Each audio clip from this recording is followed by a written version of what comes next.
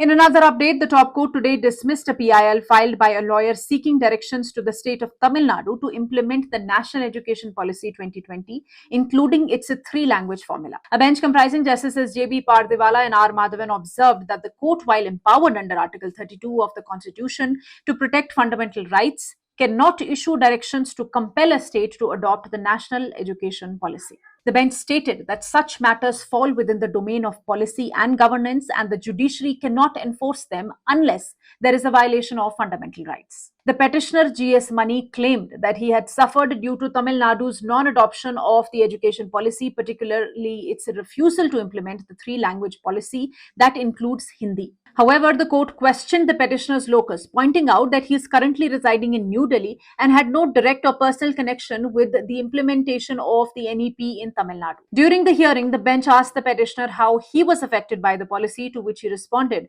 that lack of Hindi education in Tamil Nadu made it difficult for him to learn the language. In response, Justice Pardiwala remarked that he could now learn Hindi in Delhi, further underlining the disconnect between the petitioner's claims and the present situation. The court clarified that while it does not propose to examine the merits of the national education policy in the present writ petition, the broader issue of policy adoption and its implications on rights may be addressed in an appropriate proceeding by a suitably affected party. For your information, let me tell you, the National Education Policy 2020 introduced by the central government recommends a three-language formula in schools, with one of the language being Hindi. The policy has been opposed by several southern states, particularly Tamil Nadu, which maintains a two-language policy that is for Tamil and English. Tamil Nadu government has publicly rejected implementation of NEP in the state, terming it an attempt to impose Hindi on it. Chief Minister M.K. Stalin has reiterated on multiple occasions that the NEP will not be implemented in Tamil Nadu, arguing